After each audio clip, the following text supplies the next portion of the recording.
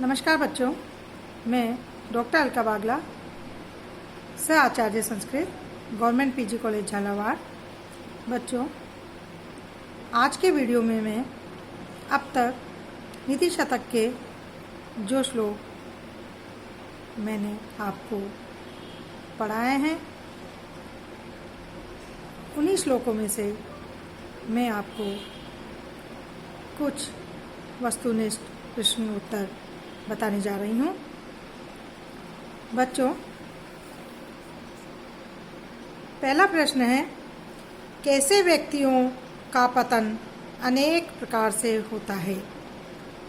इसका आंसर है, विवेक रहित व्यक्तियों का पतन अनेकों प्रकार से होता है।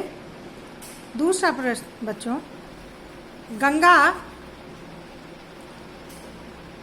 के उदाहरण से क्या समझाया गया है?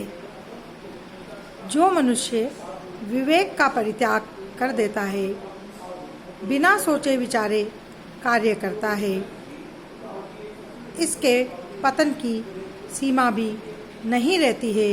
इस बात को गंगा के उदाहरण से समझाया गया है कि जिस प्रकार गंगा का पतन ऊपर से नीचे तक होता है, उसी प्रकार जब मनुष्य का विवेक नहीं रहता है तो उसका भी पतन गंगा की भांति होता है।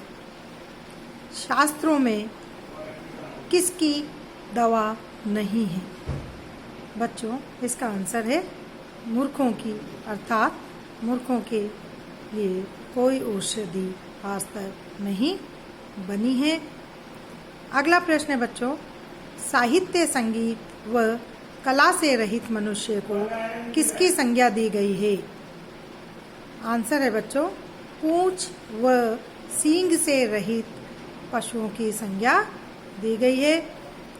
जिस मनुष्य के अंदर साहित्य, संगीत व कला का ज्ञान नहीं है, वह साक्षात पशु तुल्य है।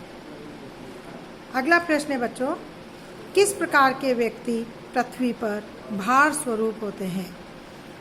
आंसर, जिसके पास विद्या, तप, ज्ञान, दानशीलता, उत्तर गुण तथा धर्म नहीं है, वह व्यक्ति पृथ्वी पर भार स्वरूप होता है।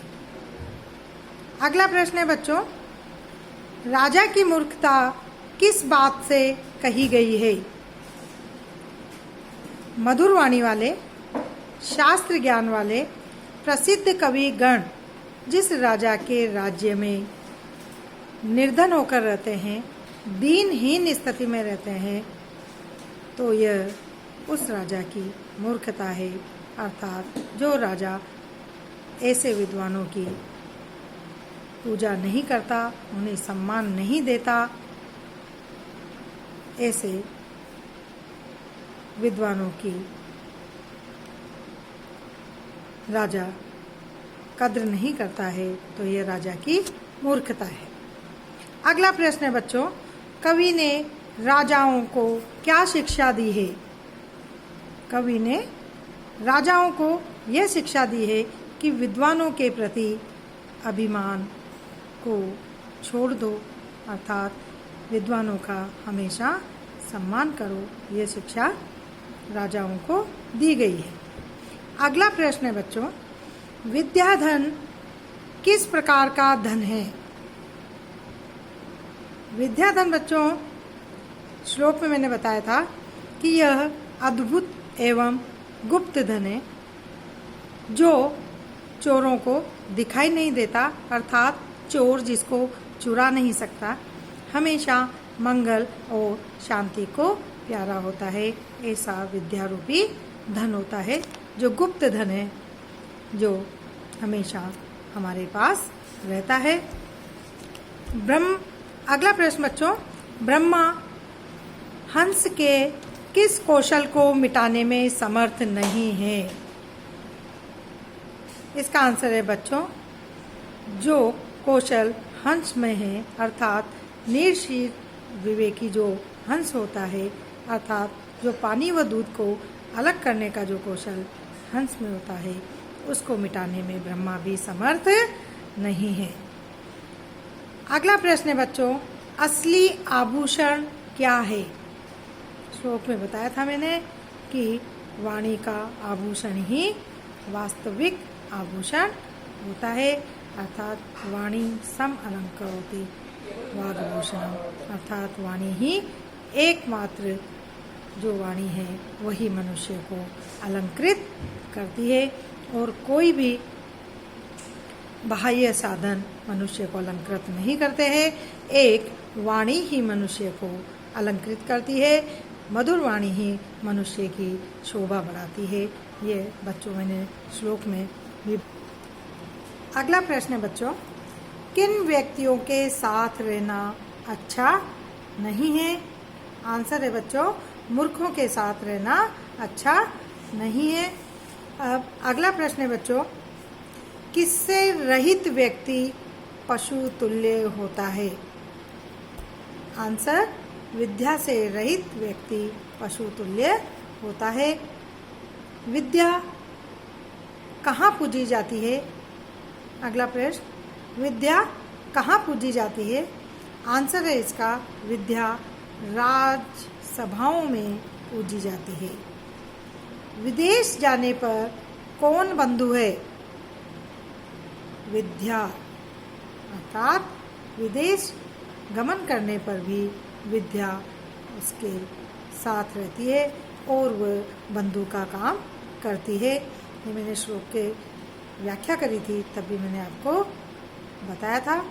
उसी में से ये प्रश्न है, यदि सुहृद है तो किसकी आवश्यकता नहीं है?